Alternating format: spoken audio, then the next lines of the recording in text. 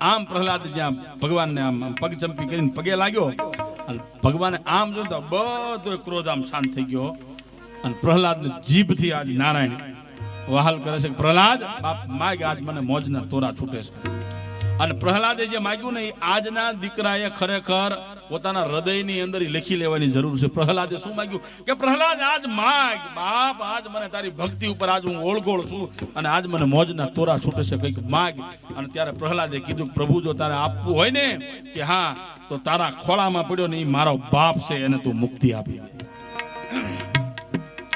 અને ત્યારે ભગવાન કે પ્રહલાદ તને આટલો દુખી કર્યો, આટલો તને હેરાન કર્યો અને છતાં તું તારા બાપની મુક્તિ માંગેશ ને. તેથી પ્રહલાદ એમ કે છે પ્રભુ ભલે મને ગમે એટલો દુખી કર્યો, ભલે મને ગમે એટલો હેરાન કર્યો, પણ એ તારા ખોળામાં પડ્યો એ મારો બાપ જો મને ન મળ્યો હોત ને તો તારા દર્શન કોઈ દી મારાથી ન થાત.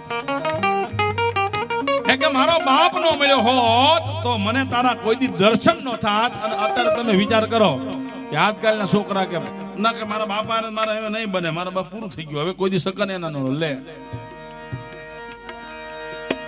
એમ ન હોય, કારણ કે એના થકી તો દુનિયામાં આપણે આયા અને ઈ માવતરને ખરેખર જો આપણે દુભવી તો ભગવાન નારાયણ કોઈ દી રાજી નહીં.